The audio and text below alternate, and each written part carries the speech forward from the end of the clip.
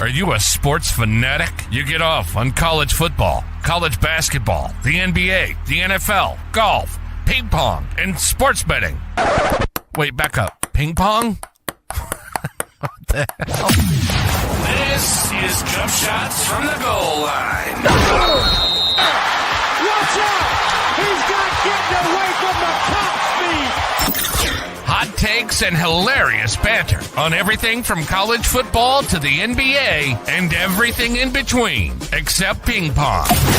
And we're not just flying solo. We're bringing in some heavy hitters from the world of sports. Journalists, players, legends. You name it, we've got them. Why should they have all the fun? Bryant for the win. Bang! This is Jump Shots from the Goal Line. Where every episode is a slam dunk. And now your hosts, Jonathan Dugan and John Henningsen. What is up, everybody? Big weekend, arguably probably the biggest weekend in, I'm not going to say sports because Super Bowl is pretty huge, but it's up there. I'd say top three for sure. This was a fun one, dude. First round matchups, March Madness, a little kooky, a little wild. Bad news for you if you chose to follow our bracket. John chose not to, and John, you did pretty well, didn't you? Yeah, I mean, basically fading the bracket was the play. I knew once we put this on record, there's no way any of that was going to pan out. It was a mixed bag, though. I don't think look, that's just it's tough. I think it's absolutely, I mean, it's honestly like if you're betting on it, you're kind of stupid. You're crazy. It's called March Madness, and we're like, I don't know, I guess. And yeah, I think one thing that did definitely work for a little bit, though, was just simply fading some of those plays that you like think about it a little longer. Your gut sits and you're like, I don't know what we're doing, man. I don't know. Me and Dugan are just nodding along to each other like, yeah, because they're colors or whatever. They're cool. But yeah, so it was a great weekend, though. No doubt about it. It's always a great weekend, and it is definitely, without a doubt, a great sports weekend, if not the greatest. Yeah, I thoroughly enjoy it. Especially like that first slate of games. There's always somebody always messes up. And this weekend we had quite a bit of folks. I was looking at I think the stats earlier. Obviously the Pac-12 is just dead. It's just Arizona, which it's a good first day or day, carry the torch. First 2 days, if you will. Yeah. And then it all fell apart in a round of 32. Yeah. Yeah, carry the torch, Arizona, on your way out, as we all knew would happen. SEC, tough pill to swallow. You guys are not a basketball conference, turns out, right? Mountain West, you called it. I gave a little bit too much love to the Mountain West when it came to San Diego State and stuff. And you even said, you were like, are we sure about the Mountain West? I thought they were a great conference. Turns out there's nobody left.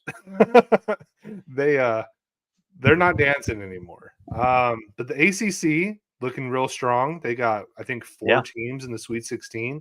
That's right. Big Ten. Hey, Purdue, look at you guys doing the thing. It's just Purdue. Illinois is looking good, but it's been dominated by Purdue. Yeah, and then the rest of the brackets just kind of all over the place. UConn looks like everything we thought they would. They look like trouble, bro. But overall, that opening weekend, I'm going to pull it up really quick, actually. So if you're not watching, if you're listening to this, my apologies, but a visual aid never hurt nobody. Let's go through it real quick, John. We got a few upsets right off the bat, right? Yale over Auburn. Let's talk about that game real quick. That was a dirty one. Yeah, I think what actually just did us in, if we're going back and just reflecting on our bracket, we gave a little too much respect to the SEC. Yes, we did. Because I think really Auburn and Kentucky were the ones that burned us. If you were listening and following along with us, I really think that's where the the heartburn kicks in. Mm-hmm. But yeah, Ivy League again delivering with a day one upset, and it wasn't us this time. Hell yeah. Yeah, and it wasn't Arizona. So which I mean, we're going to talk, I'm sure, extensively about Arizona, but I'm just going to keep feeding it in. I know what the people want, and everybody who's on Arizona's back because one time, look, it's going to happen when you're in the tournament every year. This is what happens for the naysayers, who I will again remind you, we're like, oh, they had this run, and look, man, you guys cropped up a bunch of fake news. You attacked our guy, Sean Miller. You ran him out of the building. You tried to arrest DeAndre Ayton. You threw the FBI at us. And, of course, we didn't have a couple recruits for a few years, but we're back. But, yeah, it wasn't us this time. So good for Yale. Yeah, dude, that game, it always seems like this, but like every March Madness, there's always some random future accountant that just goes haywire. And we're going to talk about some of the other ones, but this guy on Yale, the Greek guy, I'm not even going to try to pronounce his name. I got nothing. But shout out to your wife's lineage, dude. Exactly. Just ballers. You know what I mean? Guy went out there just shooting it all over Bruce Pearl and the boys, which, by the way, we gave them a lot of love coming into March Madness because they did the damn thing in the conference tournament. If you want to just point to the fact that I was right, conference tournaments mean nothing. And I stood on that until we came to this stupid bracket fill out. And I was like, oh, they won their conference tournament. They won their conference tournament. Yeah. And I was a sucker. But, dude, Auburn, just that's not who I expected to get bounced in the first set of games. I don't know about you. No, that one was surprising. There's no doubt. That was absolutely surprising. San Diego State on the other part of that bracket, not surprising. They've been pretty proven over time. But yeah, Auburn was absolutely a surprise. But they're gone. We just have to let them go, Dugan.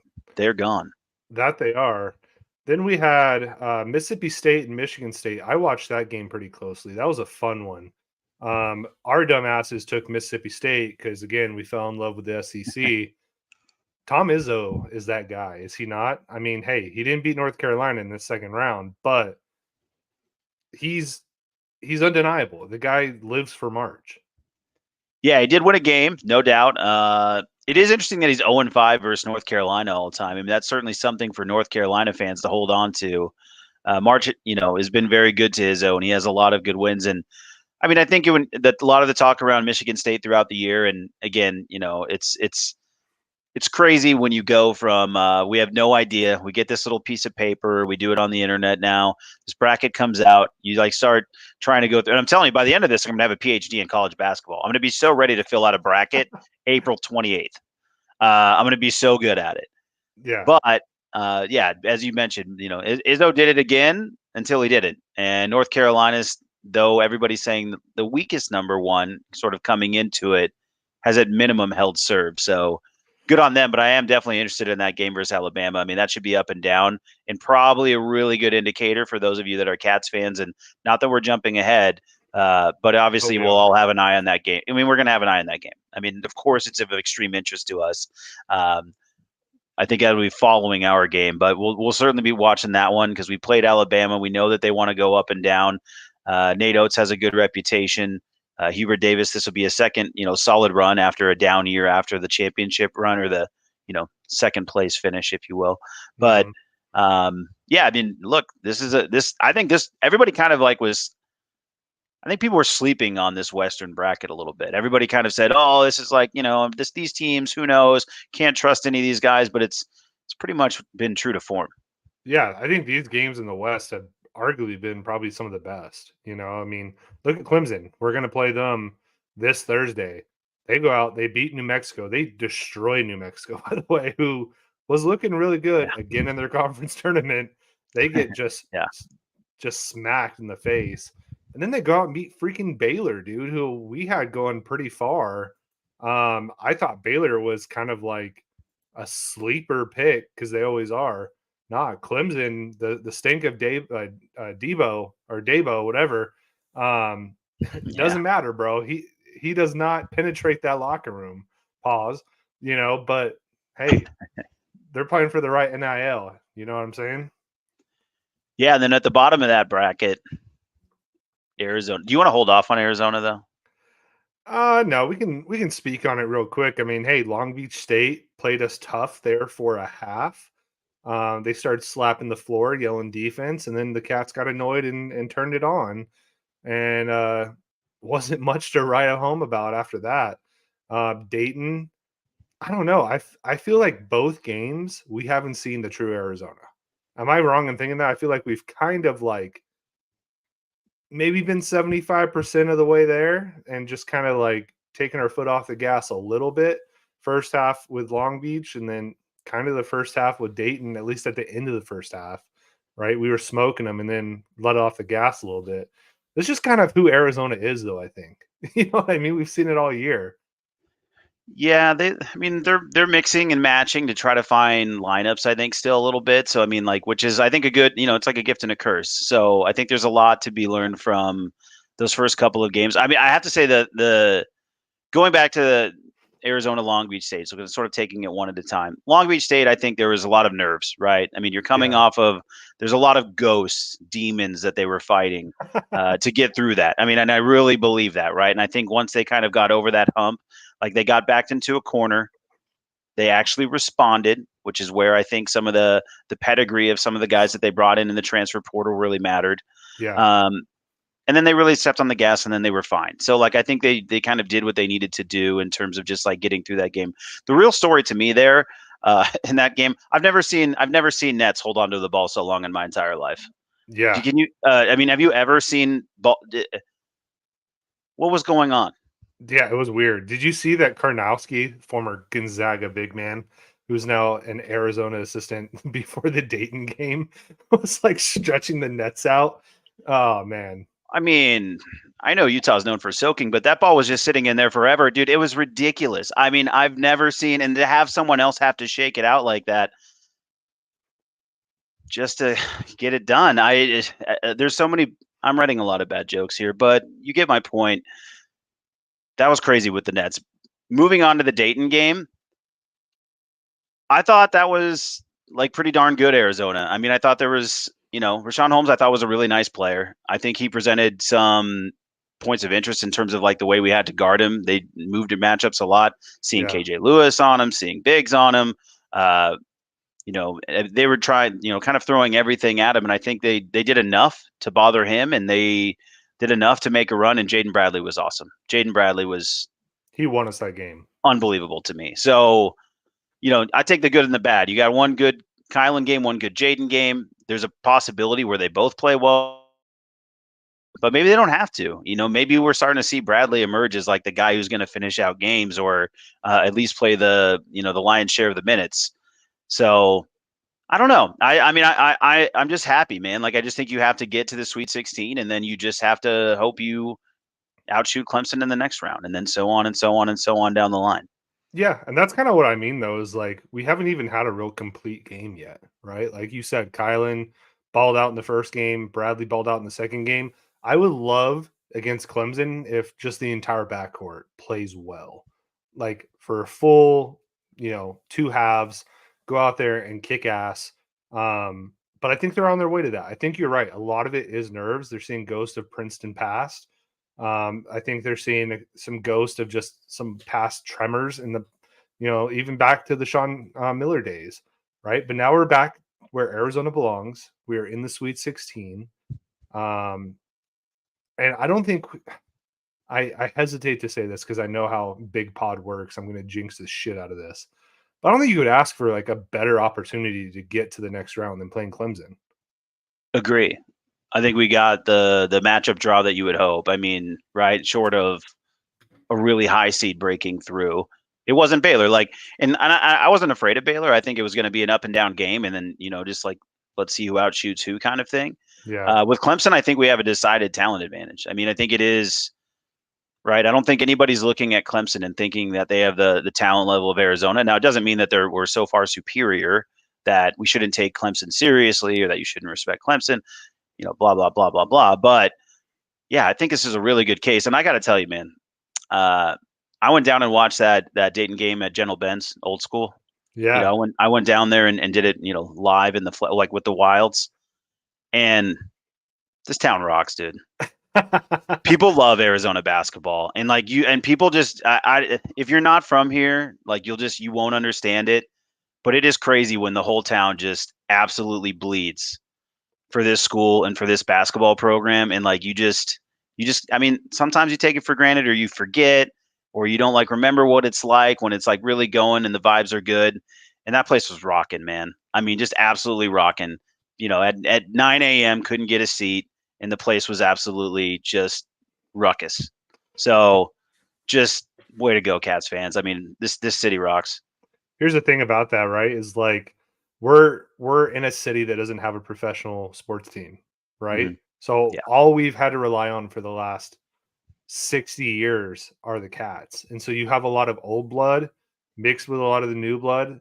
A lot of people stay in Tucson because it's kind of an up and coming town, I think, as it is. So you just have a lot of alumni. You have a lot of young blood, a lot of old blood, whatever mixing together. And like since we don't have that pro team, this is it, dude. This unit, like this university is the lifeblood of this city, and everybody shows out for them. So I agree with you, man. I didn't unfortunately get to go watch it in person like you, but I can only imagine like how sick that would have been, especially on University Boulevard. Like, dude, that you're right. That is taking it old school. That's the way to do it. Like if you're a Cats fan and you've never watched a game, you don't even have to go to McHale. Like go to University Boulevard, Yep. get amongst the crazies, and you will see what happens. I've watched like football games on University. I've watched basketball games there, and it is insane. Then you also get a little bit of that, that liquid courage, a little bit of liquid fun, and it makes it even better. So, yeah, I feel good about Clemson. I think they played their best game against Baylor. I think they're going to have a tougher time against Arizona because I think we just match up really well. I mean, Ballo is huge. He's playing pretty well. The guards have both had their turns. I think it's about time Caleb Love really pops off because first half Caleb Love against Dayton was phenomenal. Second half Caleb Love against Dayton was less phenomenal. But if they can get a complete game, I think there's not too many teams in this tournament outside of maybe like UConn that I think Arizona can't go toe to toe with. And that's why I didn't hit like the Dayton performance to me was actually quite comforting, right? Yeah, Because it was the Jaden Bradleys, it was KJ Lewis giving meaningful minutes, it was yeah, Keyshot stepping up in times, it was Caleb actually like ramping it down a little bit because in the Long Beach State game he just kept, I mean, and maybe he felt comfortable and he's going to chuck when he wants to chuck, and we who know am I to that. tell Yeah, him, like what's the record for missed threes? I don't care, dude, break it. I'm never going to tell Caleb not to shoot, no, but but when he does put a governor on it, right? When he has it in check, and some of the other guys can kind of move the ball around a bit more, and we can see other guys shine, it's fine. And I mean, it was a little. I mean, I think some folks were a little panicked about the way we handled the press at times. Look, man, they got us for a minute, and then it turned into bucket after bucket after bucket. And yeah, Jaden Bradley is a one-man press break, and it's yeah, wonderful to see. And I'm like, I now know the system. It's get it to Jalen Bradley and just wait for a spinning layup, and just go ahead and count it. So I don't know. I think just like guys stepped up. Krivas had some really nice minutes. So I yeah. thought it was like a really well-rounded performance. And I think like when the chips are down or when you really need it, I think you're going to see some of those other guys step up sort of as needed. But we got a really nice rounded performance, and as Pella will tell you, man, he likes the shots he takes. He feels good. He feels good about all of it and sleeps well at night. So I just kind of like where their headspace is at. I think you're in a good vibe, and I think now like that they got through the pressure scenarios, being in the Sweet 16, which is Arizona's God-given birthright. Now it's time to play basketball. Yeah, dude, this team is deep. You know what I mean? Like I think in years past, we haven't had the depth on the bench, especially athletically. And like you mentioned it, right? Jaden Bradley goes out there. I think I could start for so many of these teams in this tournament. Yeah, 100%. Doesn't get any Pac-12 Six Man of the Year love, which hey, we've already talked about that. But hey, we got him off the bench. We have, like you said, KJ Lewis off the bench, Krivas off the bench. Like, there's not a whole lot of teams that are as deep as Arizona. So let's just hope that Thursday comes around. They don't take Clemson for granted because that's been a little bit of an issue this year as they kind of play down sometimes. But I think now that we're in the Sweet 16, we don't have to worry about that too much. I think every game they know it's do or die. So, they have to play like their freaking hair's on fire. So, yeah, man, great stuff from Arizona so far. Let's go over to the other side of the bracket, though, right? Nebraska, I want to talk about really quick because I did talk to our boy Chase. They're still on the schneid, dude. Like I knew this was unfortunately, gonna happen, dude. I knew they started strong too, bro. I don't know if you watched that game, but dude, they went some up by bits, yeah. double digits at one point. I literally like saw they were up by double digits. I was like, hell yeah, Chase is gonna be a happy man. Nebraska's gonna get one.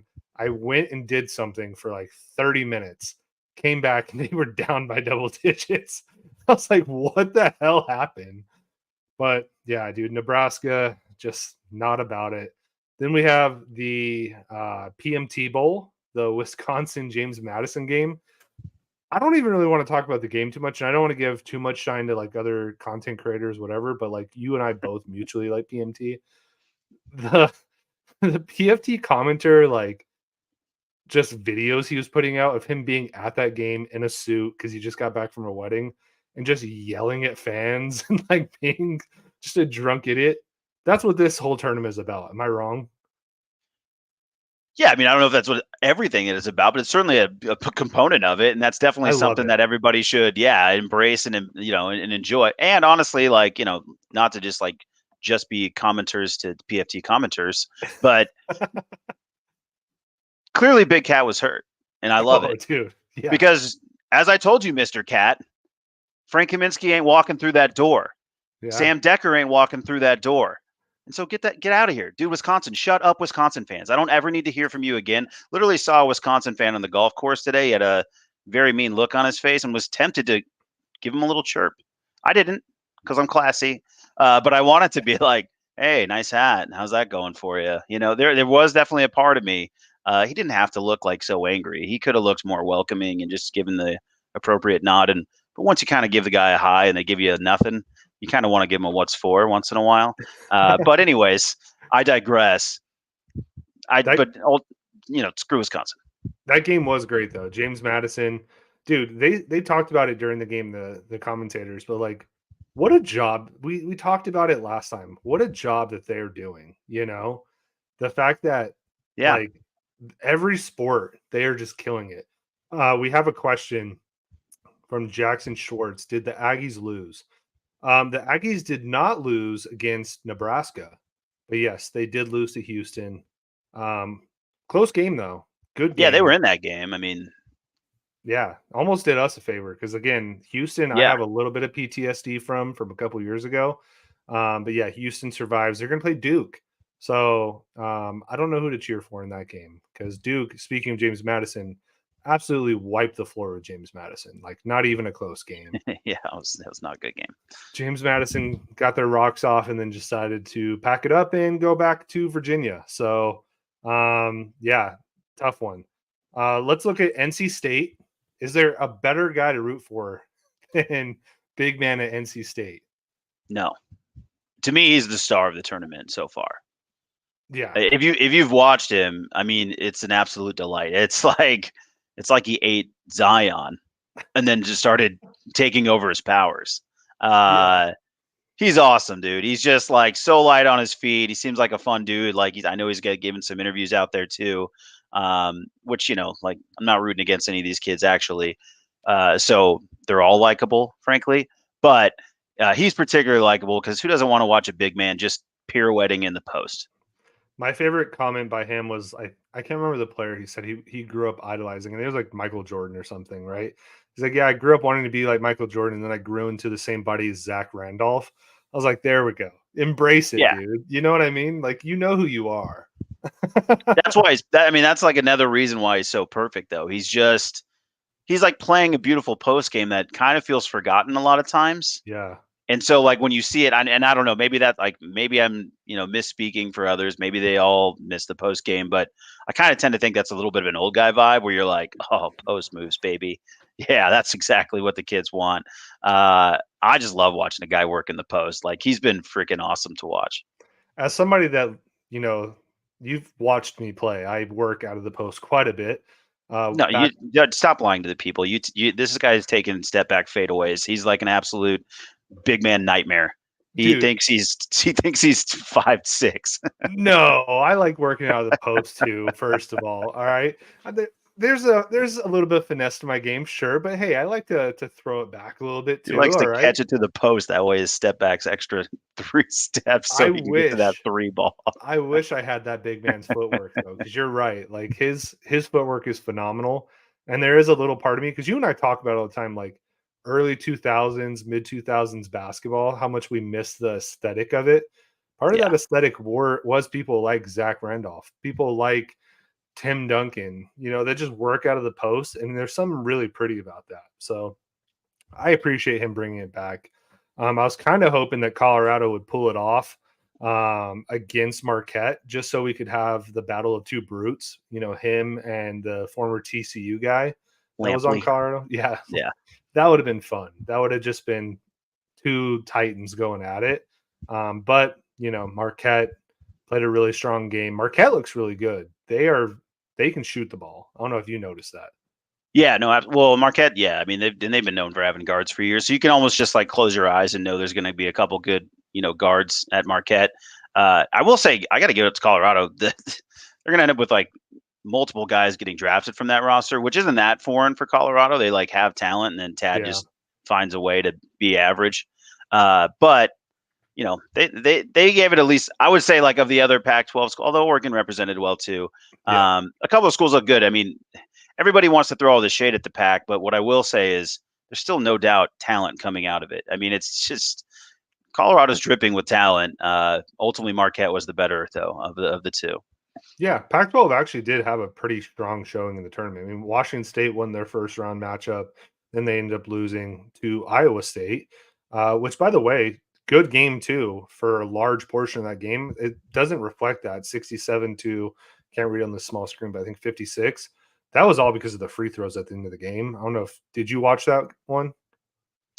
No, not closely. Like that was definitely one I was not. Well, I mean, I didn't even really think like Washington State would really give them a close game. To be fair, more interesting to me though is that Illinois and like Terrence Shannon just continue to sort of tear that Terrence Shannon guy, and I'm missing the other guard's name. It's like Demstad or Demson, but they got some guard, and like again, just a couple of really good guards. Actually, nightmarishly in some regards, reminding me of the 2005 stuff. But not a problem for right now, so I'm not gonna freak out.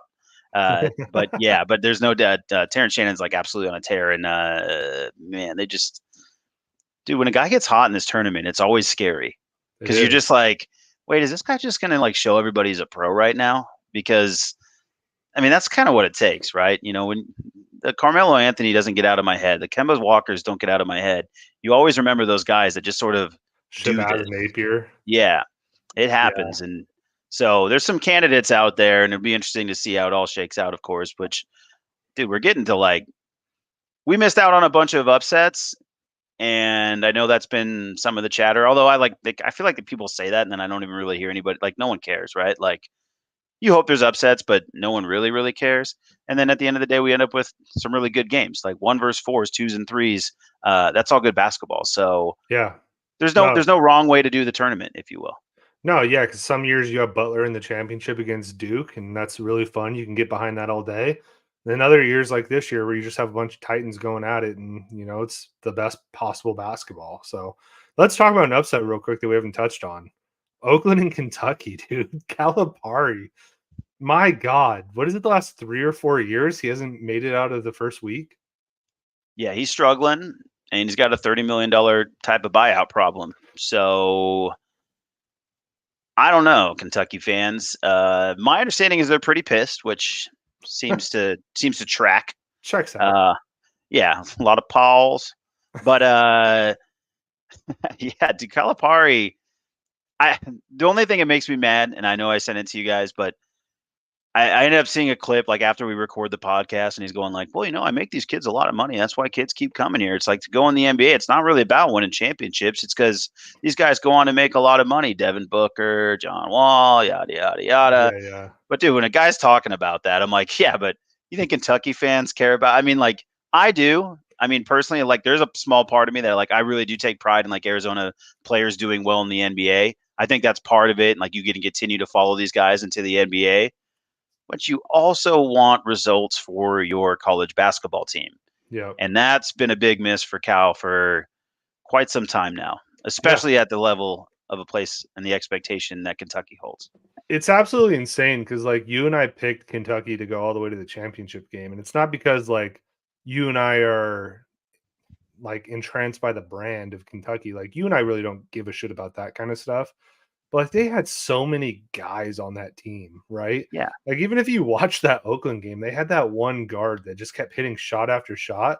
The problem is they don't play a lick of defense, and that dude from Oakland, that white boy that you're seeing on every single like QuickBooks tax commercial and shit like that on social media now was just hitting 3 after 3 after 3 after 3. He hit 10 threes. Like, it was incredible to watch. Like, that guy, I don't think he even starts for Oakland, but like Kentucky No, but does, like, yeah, it's Kentucky weird. did such a shitty job of defense that like he just caught fire and like that was enough to do it. And then I'll give Oakland credit. Like they went and battled against NC State too. Like, this is why I Yeah. love freaking March Madness, dude. Like, who picks Oakland to do anything? Not this podcast. And dude, they went out there and battled. No, and as many people found out Oakland's from Michigan. So Not do from that math. California. Yeah. Figure that one out. But hey, did you see that coach too has been there since like 1983? Yeah. And he just looks like a middle school gym coach. And he's like, yeah, we just grind, we roll the ball out and see what happens, man. Next question. I mean, yeah, no, he was like a fun guy actually, but I respected his demeanor, his approach of just very casual, like Oakland loves me, I love Oakland. There's no way I'm ever going, Yeah. that guy's gonna die there. Yeah, I love the story too that they told on the during the game where I guess the week before he won his conference tournament, he does his radio show at some bar every week and he has to pay for his drinks every time. Exactly. That's exactly what he looked like. And then he wins a conference tournament and they give him a thing of like, I think he either got a free hot dog or free like fries.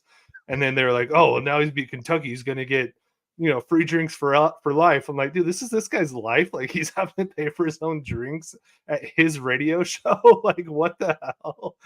I like that he's having drinks at his own radio show. Good for that guy. That's the beauty of coaching in Oakland, Michigan, or whatever. Is it in Oakland, Michigan? Is that really? No, I'm pretty sure I just made that up. Yeah, that's probably not a thing. Yeah, ask your wife. She'll probably know. But no, but the thing that did kind of piss me off about Oakland was they beat Kentucky, and that white kid was like, by the way, we're not a Cinderella. Like, when he said that, I knew they were going to lose the next game because I was like, no, dude. You save that line for when you're going to like the Elite Eight. All right. You've won a few games. You pocket them. You're looking real good. I get it. You beat Kentucky. Big name. But come on, you got to hold off, dude. You got to hold off on that line. Yeah. He kind of seems a little cheesy to me, to be honest. But, he got the win. So good for him. It was a nice little run. Make a couple bucks off of it. Yep. All good. Then we got Purdue. They're still doing Purdue things. It's seemingly nobody can stop the big guy, Zach Edey. So, I mean, look, at the end of the day, they played Grambling State and they played Utah State. I guarantee neither one of those teams, now that we have watched it, we both know. But like going into that, nobody's going to have an answer for a 7'4" guy that just works out of the post, right? Like, you don't either have the athletes or you don't have the size. Now they're about to go up against Gonzaga. That'll be a more interesting game. Speaking of Gonzaga, I for sure thought they were going to get beat in the first round somehow, some way. Played really strong against McNeese State. I for sure thought that they were going to lose to Kansas, so much that I had them in a parlay losing to Kansas outside Michigan State winning. Shows you how much I know about gambling on this stupid shit. But they waxed the floor with Kansas, and now they're going to go up against Purdue. How are you feeling about that matchup? Look, I didn't even think. I mean, first of all, shout out like Mark Few. What is it like? They say I'm gonna probably get it wrong. 7 straight years in the Sweet 16. Like, he's basically doing Izzo stuff, right? So yeah, we should probably start putting a little more respect on his name. But they were down, right? They didn't even win the WCC. Like, St. Mary's wins the conference, so you're kind of like, all right, well, how good is this Gonzaga team? Because even some of these really good Gonzaga teams, which obviously though, there's a lot going on in terms of the way we remember them or misremember them, because they're making the Sweet 16 every year. So we shouldn't have been talking about them then. We should be talking about them now. And now that they buried Kansas, who apparently Bill Self's seems a little checked out on this team. But as we all know, Bill Self's headed to go get his Coronas. It's fine. He's chill. And I don't know, man. I think now this game's really interesting, which I wouldn't have said initially. But certainly, as you mentioned, Purdue really, I mean, what have they shown us with Utah State and Grambling State? I don't know. That's not showing me much because I don't really understand anything about those teams. Another one of my guesses. But I'm much more interested in this matchup now. Gonzaga seems to have a head of steam, and now we'll see what Purdue's really made of, and we'll probably have a lot of talk about how Zach Edey's being officiated. Yeah, that's always a fun conversation. Yeah. You mentioned Bill Self, and it made me think. I have two thoughts on head coaches really quickly. We already talked about Kentucky, but did you see today that Calipari said, yeah, next year we won't be going to the Bahamas. We're just going to be locked in all summer and grinding. First of all, are we blaming them losing to Oakland for going to the Bahamas this past summer? Like, okay, stop it, Calipari. That guy just really needs to just shut up because, like you mentioned earlier, he just says the dumbest things. And then Bill Self, like you mentioned, a little checked out. He straight up admitted to that. He said, Yeah. he's like, yeah, I was already thinking about next year because we've had so many injuries. Like, these coaches, bro, I swear to God, they get to these positions, and I'll give it to them, right? Calipari and Bill Self have both won national championships. So I guess they've kind of earned it. Sure. But, like, they just say whatever the hell they want without any repercussions. It's actually kind of crazy. Yeah, so there's like two things happening there. Where like one, I totally respect it because like your point, like yeah, I mean say whatever, and it's kind of funny, right? Bill Self's like, yeah, this team, I've been done for a month, bro. Couldn't wait to pull the ripcord on this, which is hilarious, and I appreciate his candor. But also, like at the end of the day, when Bill Self leaves the game because it's passed him by and he starts blaming the kids, blah blah blah blah blah. Remember, he's a petulant child, and he's always been a petulant child. And these guys are all self-serving, and they're no better or any different than the players. They're all out here for a buck. So, two things can be happening simultaneously. Bill Self, kind of a fun vibes guy if you just like following college basketball and like that, good old boy who's been hanging around. But also probably at the end, we'll probably be saying some dipshit things, and we'll have to hold him accountable to them at that time. Dipshit things, I love it. Yeah, I mean. All right, and then we look at Oregon. You mentioned Oregon earlier, but they did beat South Carolina, who was a hot team going into the tournament. Then I thought they played Creighton really, really tough for about 75% of the game. And then Creighton just could not miss, which was absolutely insane to watch. Creighton looks really, really good. Yeah, the high-end version of Creighton, like a lot of these teams that are left. I mean, that's the thing. Like, I think when you look around this bracket, there's just a lot of teams whose high end is still very good. I do think there's a lot of people saying, and I think I would, fall into that camp of like, I think there's UConn kind of in their own place, which it's kind of hard to shake that they're killing everybody after they killed everybody last year. But then there's like 8 or 9 teams that, like realistically, like if they're hot and they're making shots, like can compete with anybody. And I think Creighton falls in that category. Yeah, they just have a lot of really good, like fundamentally sound basketball players, which leads me to their matchup with Tennessee, who, by the way, Tennessee went and beat Texas a lot closer at the end than I thought it was going to be. But they look good too. Dalton Knecht, I've been saying it for a while, very, very good player. That's going to be a very, very intriguing matchup. Creighton, Tennessee. If Creighton can find a way to slow down Knecht, they can probably pull it off. But Tennessee's a very, very good team too. Yeah, I mean, I think that struggle would give me pause if I'm, a Tennessee fan, but at the same time, could be matchup driven. Maybe Texas is better than we thought, and we shall see. But that's another very, very good game. We get a bunch of good games. I mean, that's the nice thing about when you don't have a bunch of 10 and 11 seeds hanging around. Creighton, Tennessee is going to be a very good basketball game, like many of the other games that are on the slate. Yeah. The one thing that we haven't talked about that I did want to bring up since we are based in Arizona is how about them Lopes, right? GCU, like, dude, my wife does not care about watching basketball in the least, okay? But I got her to sit down and watch GCU play against St. Mary's, and she went and watched them against Bama. So they're winning in that department. Wife graduated from GCU back in October, so that was kind of cool. A lot of people don't think they're a real school. I can attest. I've been on campus. I've been to a graduation. They are a real school. There's some things behind that school, though, that are a little fishy. I will agree to that. But, man, what a cool story GCU is, though, because they've only been D1 since, like, 2014, and they're already better than ASU. Can you explain the GCU thing to me? So, I mean, I'm not going to ask you to explain all of GCU to me. But I guess like I'm trying to You want me to get into their religious beliefs? I'm not going to get into that. Like, I'm not even going to touch that at all. So, like, just throw that out.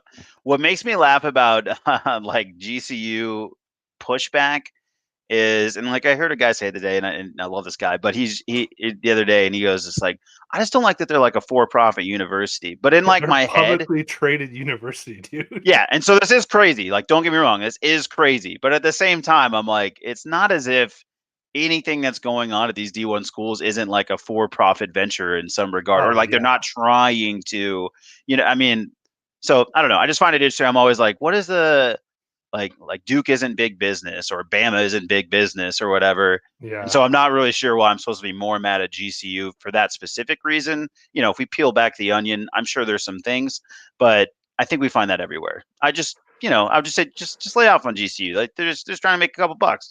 I get it though. I mean, I think most because they're a private school, right? Like technically, like I think most private schools are inherently for profit, but they're not publicly traded.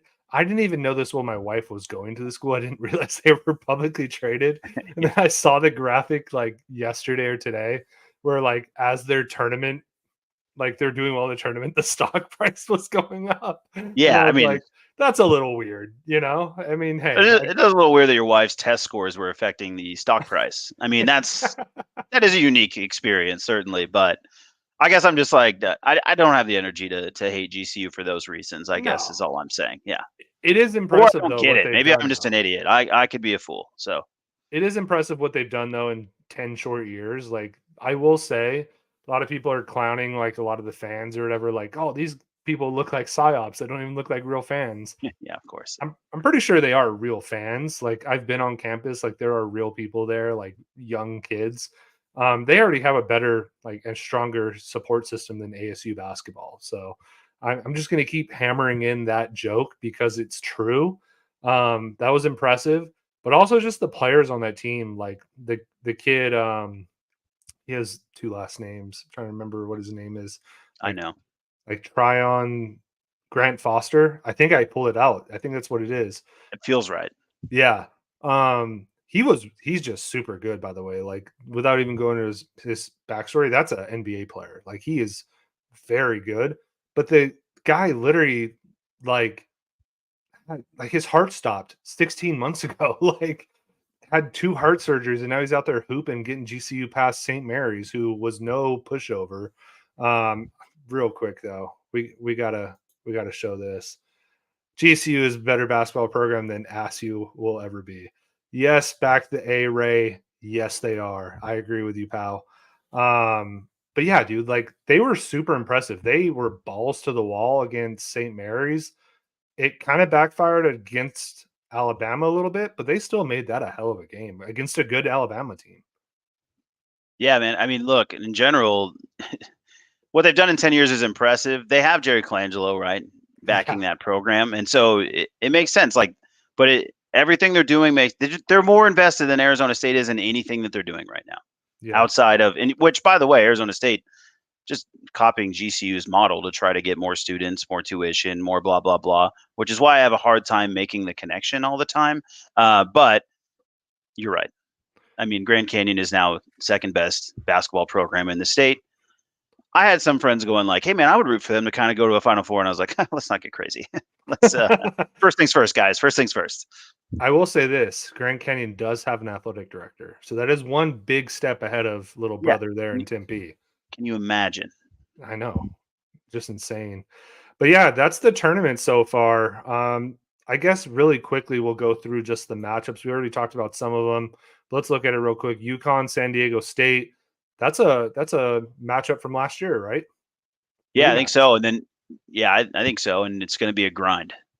Yeah, it is. I still have UConn pulling it out because they're just destroying worlds right now. That big white kid they have is just supremely athletic. Like I enjoy watching him for obvious reasons. Just gives me a little bit of hope. But yeah, I think they're definitely going to pull it out. Same. Continue to chalk there. Yeah. Then we go down Illinois, Iowa State. This is going to be just lightning in a bottle, right? Like you mentioned it earlier, that guard play in Illinois is insane. But Iowa State's got some guards too. Yeah, I'd be interested to see if Illinois can keep pushing, just because I think they're an entertaining brand of basketball. A lot of the math nerds like Iowa State, and they were kind of a hot pick coming into the tournament. They sort of fit into some of those analytics boxes that kind of project that you can be very successful in this tournament. So I'm curious of just like raw guard play versus mathelytics or whatever you want to call it. Athletics. Yeah, I would lean. I would just be interested to see Illinois keep pushing. I'll just say that. I will say, seeing Iowa State be this good does make me a little nervous going into the Big 12 next year, because when I thought about the Big 12, I thought about Kansas, thought about Baylor, thought about TCU, Houston. Never once did I consider Iowa State, and I don't know why I didn't, other than that they're in freaking Iowa. But they are a very strong basketball team pretty consistently. Yeah, for sure. They've definitely had their runs like over time. I always go back to Jamal Tinsley and Marcus Fizer. It's all I can think about when I think of Iowa State. Ultimately, though, it's got to be UConn coming out of that bracket, and we'll have time to talk about it there. I mean, it may not be. I'd be happy if it's not, because I would like that Slayer to go, but it's got to be UConn. Yeah. Then North Carolina and Alabama. This is tough, dude. They both have their flaws. I don't know where to go with this one. What are you thinking? I just think the opportunity to see Arizona versus North Carolina, who I think are very similar in many regards. I think it's been that way for a long time. They're traditionally programs that like to push the ball up and down the court, Sean Miller excluded. And I think there's like just some great matchups there. When you talk about Bacot versus Ballo, right? When you talk about RJ versus Love, like there's just some really interesting things going on there. So I think aesthetically and just for the fans, like I would just be rooting to see Arizona versus North Carolina. And then, of course, you know where my heart is. And, of course, you know, like we're not bracket busters, but we did pick the Cats to this point. And there's no way we're backing down now. Yeah, we're doing well there. I will say Alabama with Nate Oates. Wifey was watching the GCU Alabama game, and she was just in shock that Nate Oates is their head coach. She's like, that guy looks like a Sunday pastor. Like, just very much looks like he's from Alabama. And then I saw that clip of him looking like dead in the eyes while doing an interview, and like he's a scary guy. I don't know, man. I get a weird vibe from Nate Oates. So you think Greg Burns hires scary guys? I know, weird, huh? Greg Byrne. I did see something funny, by the way. Message board warriors we're going to get to, and this isn't on message board warriors, but somebody on the ASU ASU like 247 page said that they should just go out and hire Greg Byrne. He's an alumni. Just go get him. I was like, do you really want Greg Byrne right now? Do you? I'm not sure you do. And buddy, also you're not getting Greg Byrne. No, he's not leaving Alabama for Arizona State. That's not how that works. No, but even then, I don't know if you really want him. Trust me. Doesn't age well. We already talked about Creighton and Tennessee. We already talked about Purdue, Gonzaga, NC State, Marquette. We can hit on really quickly because we kind of talked about them individually. But I think it's going to be Marquette. To be honest with you, I've watched both of these teams. And as much as I love Big Guy and NC State, Marquette plays as a team really well. And they just got shooters, bro. It's crazy. They just seem relentless a little bit, you know? I think they're buying into, you know, what they got going with Shaka. And they just seem... They're just give me that like crazy guard, but I'm always gonna love guards in this. And like if you give me guards that I'm just kind of starting to learn and to trust, and Marquette has that for me.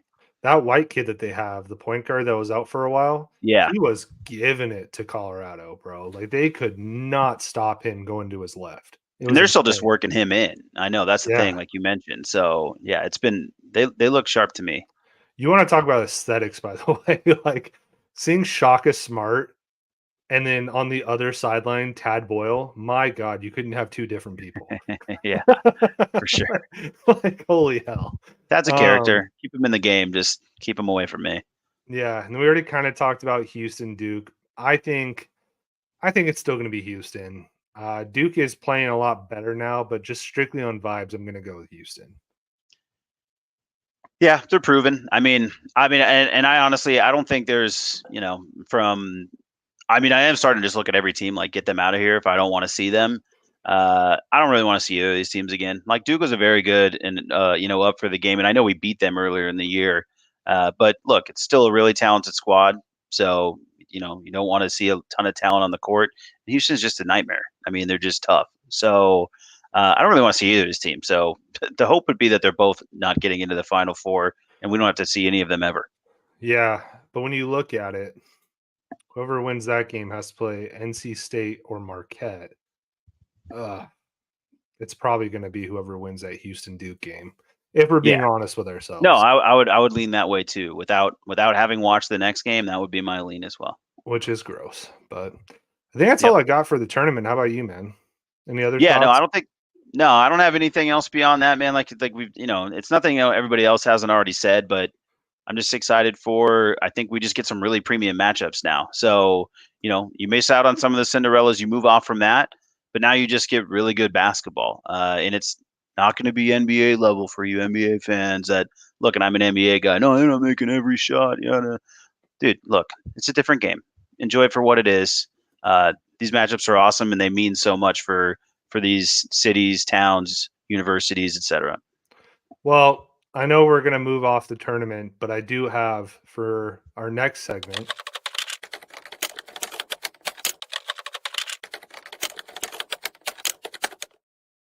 I do have a quick story that I wanted to share. That is it pertains to the tournament, and it comes from our lovely Arizona Wildcats 247 page. So I think you'll enjoy this one, dude. Somebody shared that they waited too long to eat an edible. All right. The story goes, I'd like to apologize to all Wildcat fans. During the season, we were undefeated when I ate an edible before watching a game. So obviously the plan was to repeat this before all of our NCAA tournament games. I had a long-standing meeting at tip-off, so I didn't eat the edible before the game. Thank God. Rather, I attended the meeting while sitting on the couch and having the game on in the background. During this meeting, we were not playing well. Meeting ends. Rest of the day is obviously freed up for games. Score, LBSU up 35-34. Very worried. Then went and got my edible, ate it. We score 16 straight points and cruised to victory while feeling the effects for the latter part of the second half and for a long time after. We might not have won because of the edible, but the evidence was pretty overwhelming. Anyway, for the rest of the tournament, I'll be sure to eat the edible before tip-off. It's the least I can do. Bear down. How are we feeling, Henny? Feeling like 3:58 on Thursday. This guy better be on his shit. I think that's exactly what we're up to, man. Look, everybody's got to pull the rope, man. Everybody's got to pull the rope. So whatever you think you're doing, whatever you think works, whatever the magic is, let's keep it going, cats. Number one, if you have any kind of pool on that meeting and you scheduled it during the Cats game, shame on you. All right. Come on, and second of all, yeah, you better go get your dispensary treats a little earlier and have them ready to go. And who knows, I've taken my fair share of edibles before. That meeting can't be too long. Eat the edible at the beginning of the game and during the meeting, and it probably won't hit until after the meeting anyway, right, Henny? Yeah, I mean, I'm not going to pretend to be an edible doctor. I'm not going to be out here prescribing exactly what the timing is on edibles. I'm pretty sure that's a pretty wide-ranging endeavor. I don't know what you ate, what you drank. Are we talking 10? Are you doing a 5, a little 2Z, a 25? I'm not sure what you're up to, man, but the dedication, that's what we need from everybody. Again, just as long as we're all giving our best, and whatever you think. And look, trust me, I'm sitting there at the game on Saturday, and you better believe we had some weird stuff going on. Hey, did you just take a sip of that before you hit that three? I need you to take another sip of that again when the ball comes down back this way. I mean, we were all getting weird, right? We're screaming at everything. It's just, this is what it's all about, man. This is what it's all about. So, and if it's got to be an edible, you got to get that thing down. I just love our fans, bro. I love the community that we live in. We talked about Tucson earlier and how great it is to go watch a game live. But if you choose to, be in the creature comforts of your own home, enjoying an edible, just make sure you go ahead and eat that before the game. So that we can go on that 30-4 run, like our man back day, Ray said. So perfect. That's what I got for Message Board Warriors. It's back. It's strong. Now we're going to go into our next favorite segment.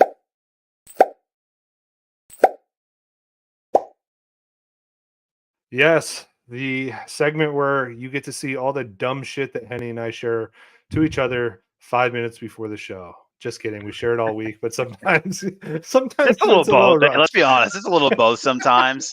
Sometimes we're like, I don't know, we share that. Here's the deal, guys. We like share a lot of stuff, but then we're like back and forth commenting. It gets messy. So we got to get in the right inbox. And then there's like a re-editing of what really needs to be in there. So, not to get too deep into it, but let's start with this one. Jonte Porter, former Mizzou, just great. Is being investigated by the NBA because of prop betting irregularities around the Raptors games that he was part of. My favorite comment about this, by the way, and I know you shared this, so I'll let you speak on it, but somebody said the NBA for sure knew something was up whenever somebody was parlaying Jonte Porter games on DraftKings. No, I think that's the story. I think you nailed it. But this dude left with like a sore eye, a weird nose thing. It's not looking good. It's been a little weird on the gambling front, which, by the way, I'm kind of the belief, and I could be wrong, but I would guess that probably people have been on the take for quite some time. I don't think this is the first nor the last. I think we're seeing it now, and everybody's like, oh, but now DraftKings, oh, this. And I'm sure it's making it more prevalent. But gambling's not new. It's not new to sports. So let's not all just I just worry about the waving of the finger of what I would quote unquote call the olds. And just relax. Like there's always been bad stuff. There's been bad stuff happening. Pete Rose happened, blah, blah, blah. We can go on and on. We'll probably have more on this. Gambling may come up as another topic related to sports down the road, but I definitely find it certainly this guy, the sore eye kind of made me laugh. Like 4 minutes, checks in, his eye hurts, and then he leaves. Just made me laugh. Yeah. All right, on to the next one. I'm not gonna lie. This is how I knew I wasn't the golf guy that I thought I was. I didn't know who Paige Spinarak was. So maybe you can enlighten me. So for this one, is there a tweet previous to this to give it context first? I mean, you don't want to just look at that, but yeah, here we go. So people throwing this out there, I'm sure everybody's seen it. It's made the rounds. We kind of did the back and forth. Could there be a Happy Gilmore 2? Certainly that would be exciting. I personally am a little nervous. You're messing with a good thing, but a lot of people floating around the potential cast. Hey, she's got to bring Shooter back. Will Zalatoris as the caddy. Sydney Sweeney as cart girl. That's just abuse, and obviously just a bonk. Put Sydney Sweeney in. That's a win. I mean, that's fine. I have no complaints there. Tiger Woods is Chubbs, probably a bit of a reach. Paige Spinarak is the public relations lady. I don't think so, right? She's just really a golf influencer. She's a very good golfer, to her credit. She was a pro who just kind of turned into a little bit of an Instagram glamour girl, but she's still definitely promoting the game and playing golf, although she's well aware that she's utilizing her assets to also sell. We're a simple species, us men. And so good for her. But ultimately, what I would give her credit for is that she then posts this picture where she is basically posing as the public relations lady in The Dream of Happy Gilmore, which she had done a long time ago, and was basically saying, I was born ready for this. So just a huge credit to Paige for taking advantage of this and dunking on this opportunity, as she had already knocked it out of the park.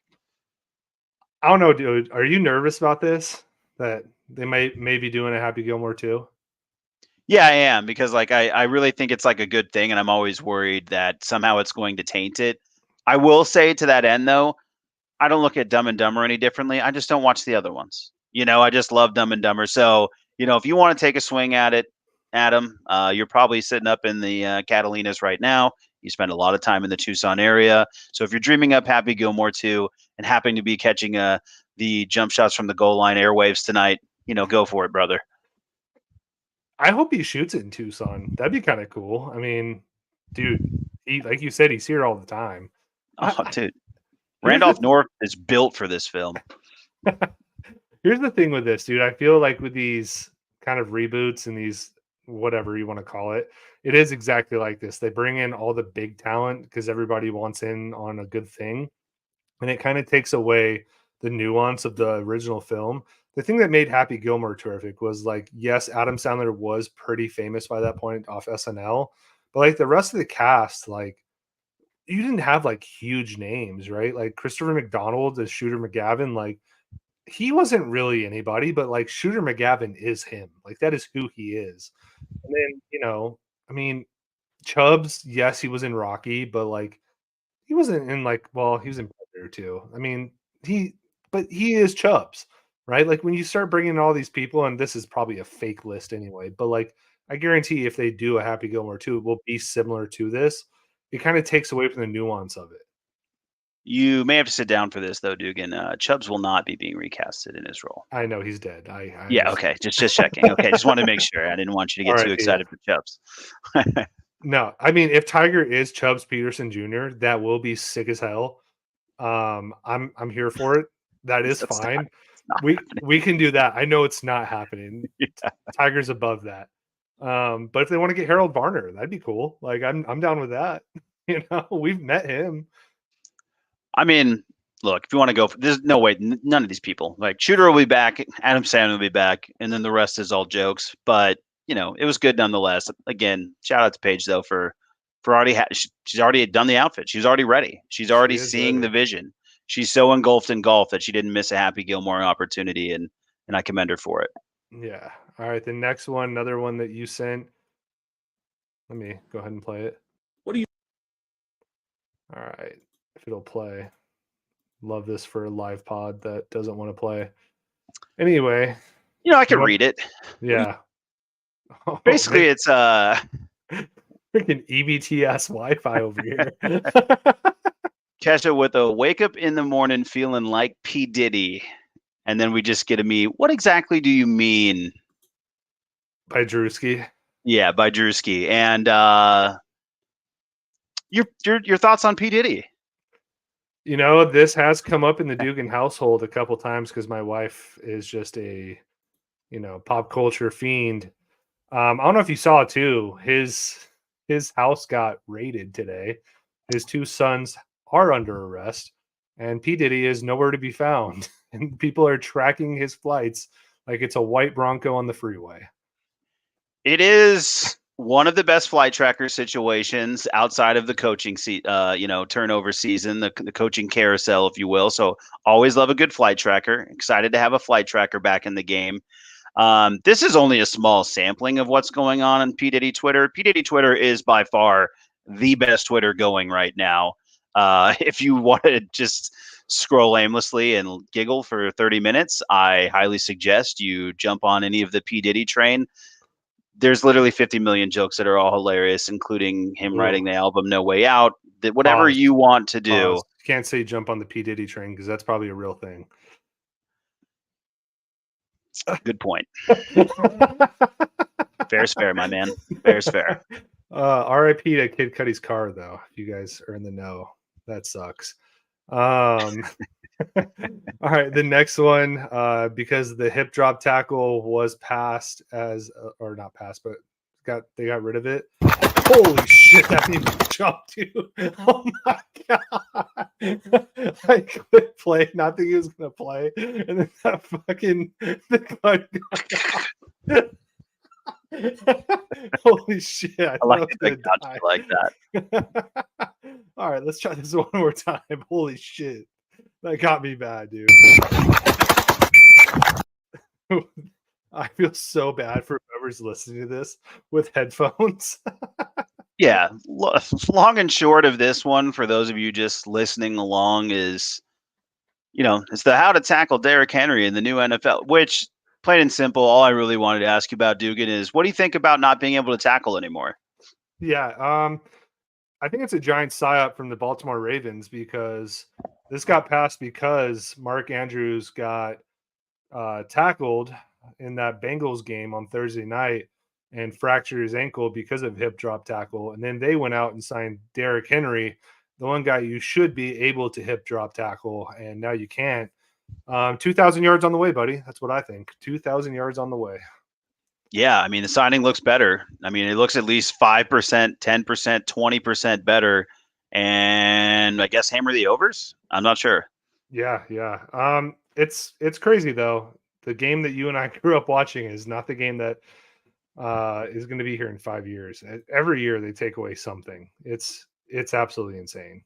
Yeah, it is. Yeah, it is a far cry from what it was. And it's interesting.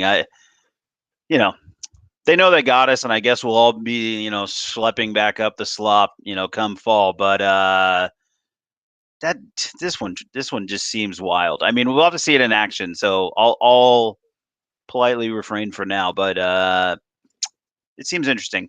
I just don't get it. I mean, look, it took out one of my favorite Ravens. So, like, at the time, I'm like, yeah, that seems like a dirty tackle. And then you take a moment, you go touch grass, and you understand, like, no, it's not really dirty. I just don't get it. Like, because the whole thing with a hip drop is like you're tackling to where your hip drops and you land on their legs. Well, like, dude, if somebody's ahead of you and you're trying to tackle them, how else are you supposed to land? Like, you're not intentionally landing on somebody's legs. It just so happens to be it's like the whole thing that they passed a few years ago about when you sack a quarterback, you can't put all your body weight on them. Yeah. Like, what do you mean? Like, I don't know. Yeah, I get the excessive force type of stuff, but this just doesn't feel like that. Again, we'll see how it's policed, but more discretion and more subjectivity and officiating, I don't think is what anybody wants in anything. I'm still shook right now from that freaking gun going off directly Yeah, so into sorry. So sorry for the gun violence you heard in your ears.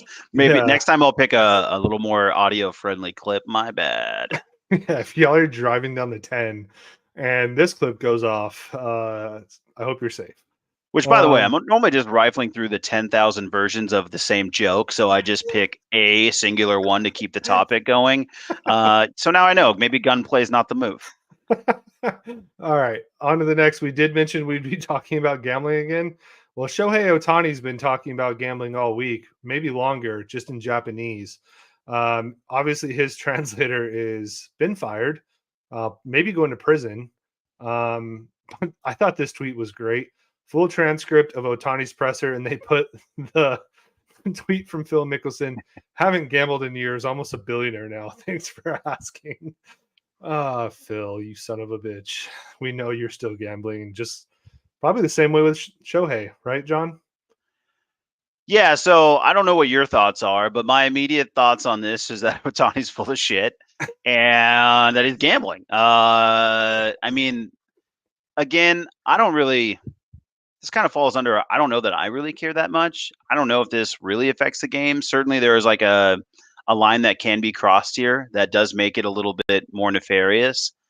But ultimately, I would guess that this guy's just been gambling a lot on, other things, maybe even betting on himself. I don't know, but I don't get the suspicion that he's like throwing games or doing anything above and beyond in that regard. But ultimately, it does seem a little weird that a guy who's, as I understand it, making $200,000 a year, has $4.5 million in gambling debt, is seen kind of enjoying and hanging out his time with Ohtani, which, hey, people have been known to be fake around people before. Not completely out of question, but again, doesn't necessarily align.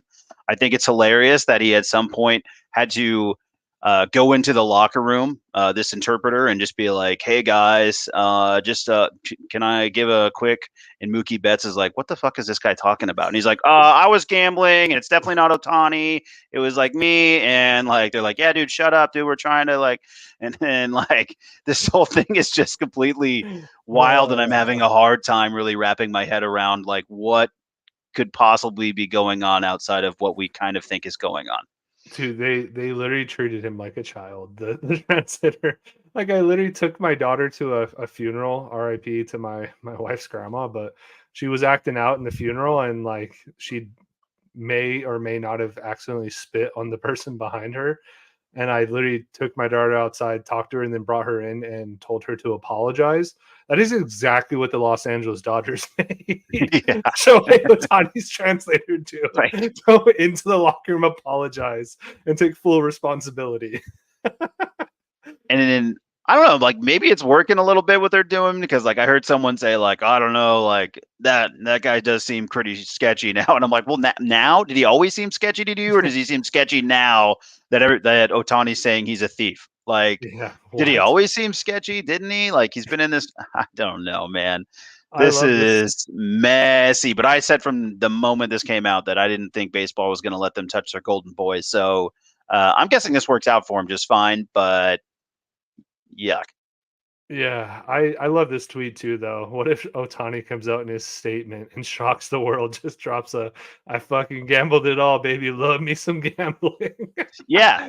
And again, I would have been all right. Like, that's the thing. Like, I'm not we're here to laugh about this stuff. I'm not here to sweat all this stuff all the time or like play like the morality police when it comes to sports. Like it's a stupid game. It's very glass house throwing stone situation. It's always going to end up with egg on your face on your team, your guys, this, that. You like this one time, you don't like it when it doesn't work for you. I just know whatever Ohtani's doing isn't really adding up for me. Yeah, I did love that somebody already put a camera in front of Pete Rose's face, and what he had to say was, "Yeah, I wish I would have had a translator." Yeah, which is hilarious. Yeah, the Pete Rose one translator away from the Hall of Fame is a pretty good line. There's like the jokes are endless here. It's good. There's like obviously that really great snapshot already where it's like Ohtani standing next to Bet, so it's like Ohtani bets, and they're like, yeah, he does. There's a lot of good stuff coming out of this. So remember, not the train, but if you're just looking at P Diddy, that's probably 1A, but Ohtani right now 1B. Yeah. All right, let's go to another great sports story. This isn't Message Board Warriors, but it should have been. Obviously, Trevor Etienne, brother of Travis, got a DUI over the weekend because that's just what Georgia players do. And if you go over to UGAsports.com, somebody had the audacity to say, let's kick Etienne off over a bullshit law designed to increase state revenue. That's one way to look at a DUI, buddy, for sure. Yeah. And again, I'll just say that, again, don't really care. Not going to play morality police, but also that seems like a little bit of a wild statement. Yeah. And then we have a few other people. Just a part of the hazing process to make it a team. Nothing to see here. Yeah. That's the approach there. Let's brush it. That's somebody else. He's 100% a dog now. And then we really need Uber to become an NIL sponsor. Yeah, there we go. That's more in line. But I mean, hey, don't change Georgia. Like, fucking bullshit laws. Absolutely insane.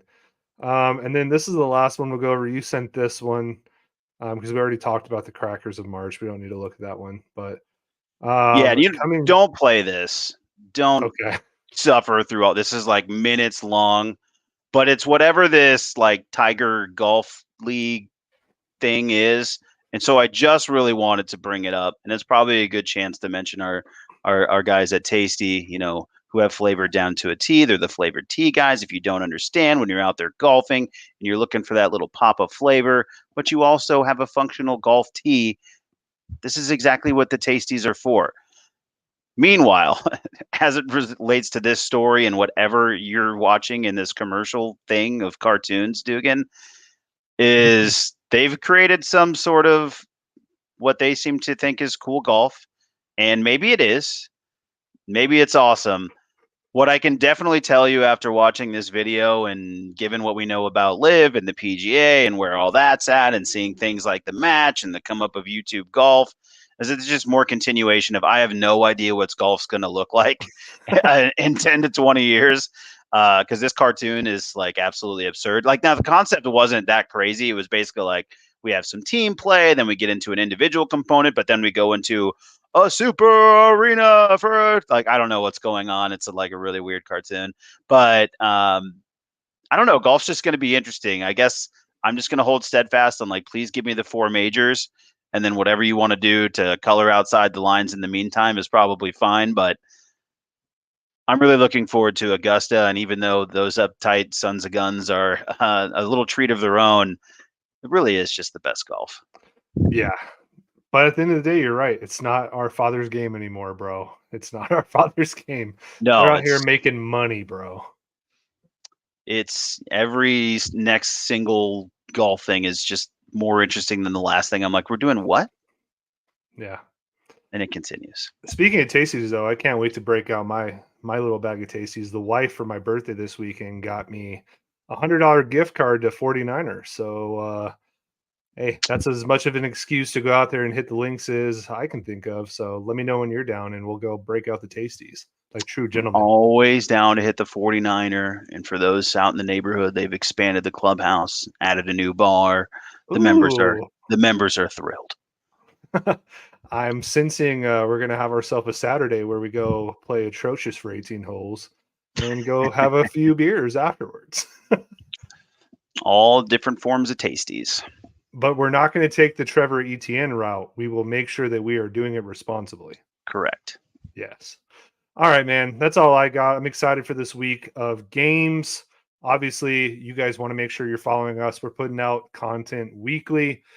Make sure you hit that like button, that subscribe button, whatever it is. If you're on YouTube, subscribe. If you're listening to us, make sure, again, I apologize for the gunshots earlier.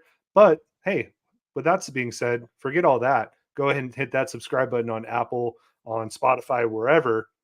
But also follow us on social, right? Follow us on X/Twitter, Instagram, TikTok, Facebook. We're on all of it. Make sure you guys are following our content, following along.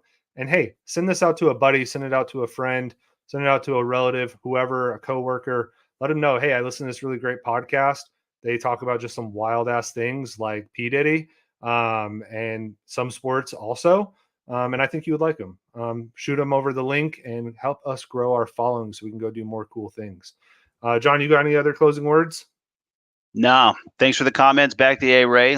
Thanks for keeping them coming tonight. And to the rest of you followers, just appreciate you as always. Continue to share the message, just like our boy at Dugan Football says so. Yep. And bear the hell down. We'll talk to you guys next week. Bye.